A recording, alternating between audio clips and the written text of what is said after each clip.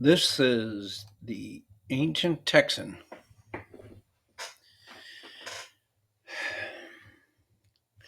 We all know right now about the Trump Elon fight. And then the Republicans are working on either a big, beautiful or big, ugly bill. Well, I could give you my opinion, but I'm going to go in Perplexity. It's a AI system and give you AI's opinion because that's probably worth more than my opinion. And we all want to believe that it's a either or question. Either, cut expenditures or raise taxes. And what's at risk here is we've lost our AAA financial rating by Moody's, and we already lost it by the other two agencies, which is, you know, making it less likely that people will buy our treasuries, which means that we have to keep printing, more dollars on top of the dollars we're borrowing from everybody else, which means our deficit goes up faster, which means the amount of interest we have to pay goes up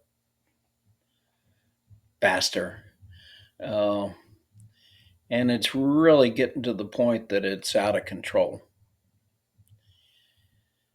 Nobody wants to be the adult in the room, not the Republicans, not the Democrats.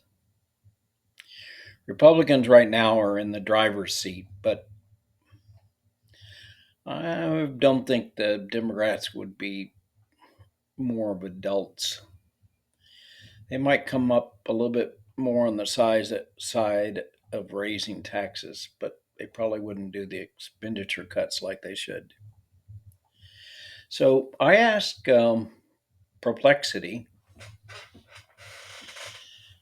what if we raise the taxes on everybody that makes more than $1 million?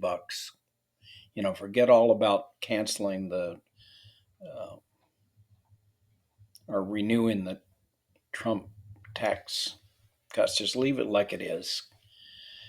But raise the tax on the rich people. Doesn't mean you couldn't do a little, child tax credit or, something to help the really poor. Let's say, and we also cut expenditures by 5% across the board. Surely that would get us in good shape. So here's kind of the question over here on the screen. To assess whether raising taxes on incomes above 1 million and cutting expenditures by 5% would restore the US government's AAA credit rating, we must evaluate the physical impact of these measures against credit agencies' stated concern. Here is analysis based on recent credit downgrades and economic research.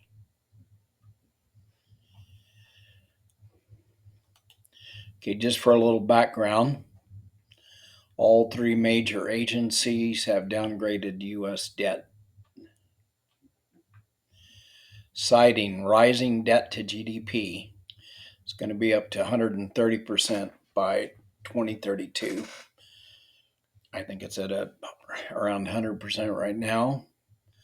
Unsustainable deficits, 6.3% now, rising to 8.5%. In other words, we're spending on each year in the federal budget 6% more than we have right now, and it's going to go up to almost 9% by 2054. And the other reason they gave was political gridlock, because both sides don't talk to get each other. As Americans, we don't talk. Um, and the hate across the, you know, Democrat Republican line is kind of destroying our country. You don't like it, but that's the way it is. Doesn't matter which side you're on.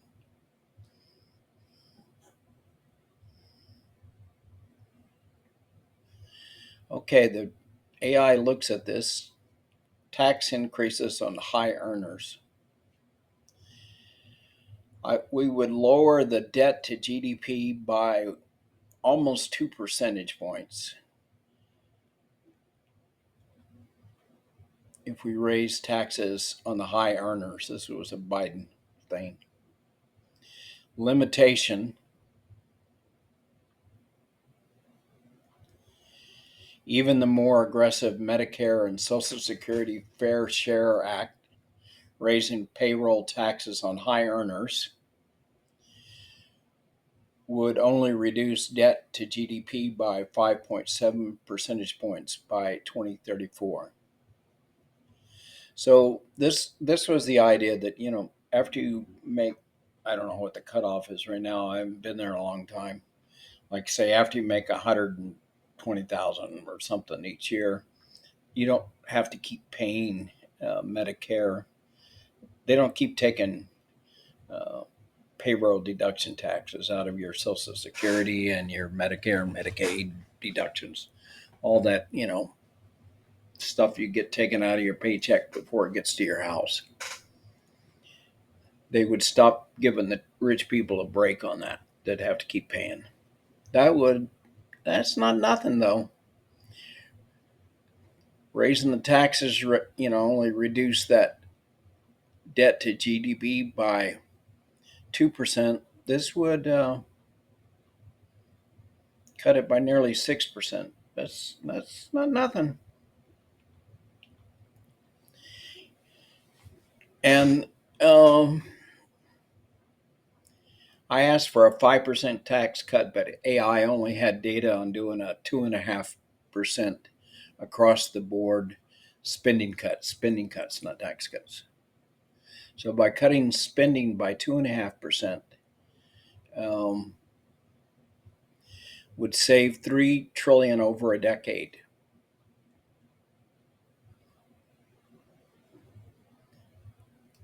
I'm wrong. A 5% cut to federal spending would save 3 trillion over a decade. The Fitch downgrade cited deficits averaging 2 trillion a year. Interest costs alone are projected to rise to 10% of federal revenue by 2025.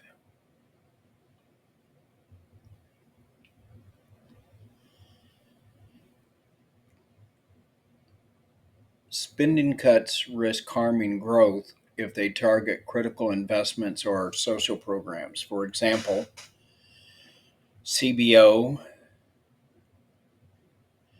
estimates austerity measures could reduce GDP by 1% long term.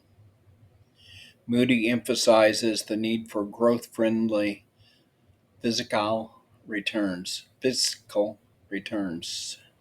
physical consolidation.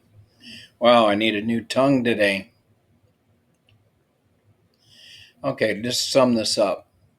Tax hikes on the rich,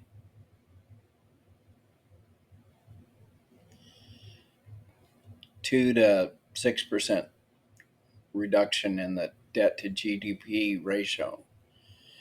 5% spending cuts, 6 to 8% percentage points. Total, we could get putting the two together, cutting spending and raising taxes, 10%. It's not nothing, it's progress. However, even with these measures, debt to GDP would remain 120% by 2034, far above the required 60 to 80% to get back our AAA rating. Credit agencies prioritize sustained debt stabilization, not temporary fixes. Moody's explicitly cited lack of political census as a downgrade factor. You guys need to come up with a plan in Congress, President, both political parties working together, and you're not doing it, and the American public isn't doing it, and we're going down the tube because we can't do it.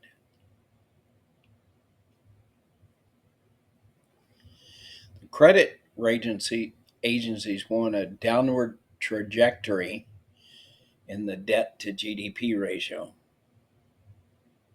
They want to see things improving. Bottom line, they want to see the deficit shrinking, the debt at least stopping growing so damn fast.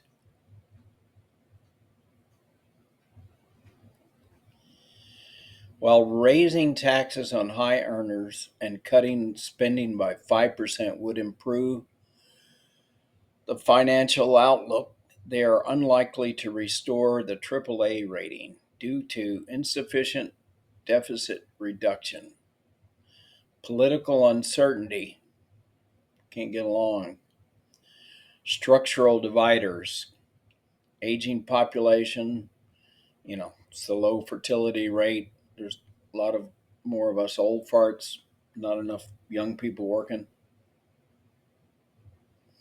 Rising healthcare costs. We're unhealthy as hell. Our medical system is completely devoted to giving you a pill or a treatment once you get sick. Doesn't give a damn if you stay well and healthy. Got to do that yourself. AI, though, I've been using AI a lot and learning a lot about my own health. Information's out there. You just have to do it. Sugar, get rid of alcohol are two of the examples. Exercise. It's There's a lot of data. Getting rid of processed food. But all of them require some action, discipline, and just like our government on handling the money, as a country, we don't have the discipline, myself included. So, what else would we need to do since even raising taxes and cutting expenditures aren't cutting it? We have to reform Social Security and Medicare, gradually raising the retirement age to reflect increased life expectancy, and I might add decreased birth rates. Means testing benefits for higher income recipients. That just means that if you're rich already, maybe you don't need Social Security. Elon Musk would get paid Social Security. So would Trump. So would all those guys in Congress that are making millions of dollars by selling us out. They would still get paid Social Security. This is said, let's look at if you're a wealthy dude, maybe you shouldn't get Social Security. Here's some painful stuff. This is a can of worms. Adjusting the Social Security benefit formula. Let's give you back less of your money that you made. That sounds painful as hell, but it may come to that if we don't get our act together.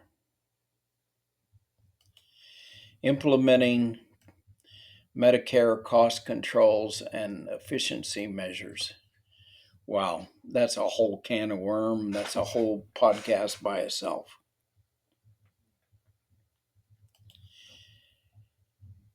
Interest payment management becomes urgent, with interest payments now consuming 18% of annual revenue and exceeding both defense and Medicare spending. The debt to GDP ratio reaching 100% means interest costs will continue escalating without intervention. Let me throw something else on there. The way we're Trump screwing around with the tariffs and causing uncertainty in business and probably pushing us toward a recession. You think that's going to help our dollar any? That's probably going to raise the interest rates on money we do borrow. That's not going to help this debt problem.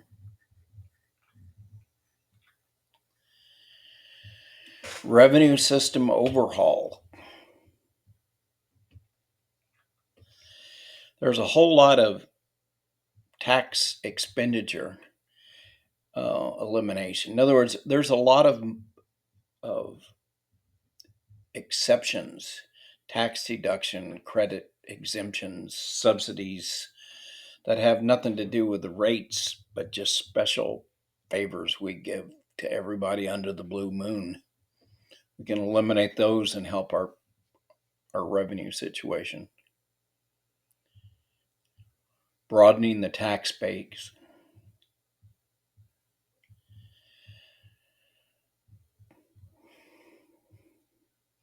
High income taxation may prove insufficient given the scale of deficits. So there's a lot more on here, but it's a complicated problem that requires cooperation between both sides.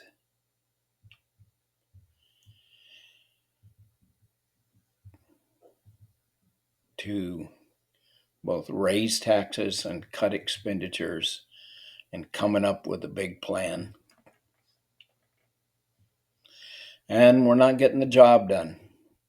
We're just throwing insults across the aisle. We're doing that at a personal and national level. And the conclusion is your proposed tax increases on high earners and 5% spending cuts would be positive steps, but insufficient.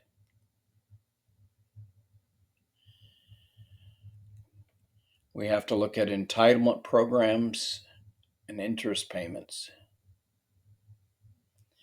The scale of reform needed reflects decades of physical deterioration that cannot be reversed through incremental measures alone. So both sides are arguing about, do we have enough cuts, but they want to do the, not raise taxes. And in fact, they want to lower them. And then they want to just do expenditure cuts. But if you look at this analysis, if that's all we do, if we just take half of the game, we're screwed. We have to raise taxes, we have to cut expenditures, and we have to modify the entitlement programs, reduce them. Anybody going to do that as a politician? Anybody going to be an adult in the room? Nope. We're just going to keep going down the tube. Sorry. I used to think more of our country. We used to have more people with courage. We seem to be a little short on that these days. This is the Ancient Texan. Namaste.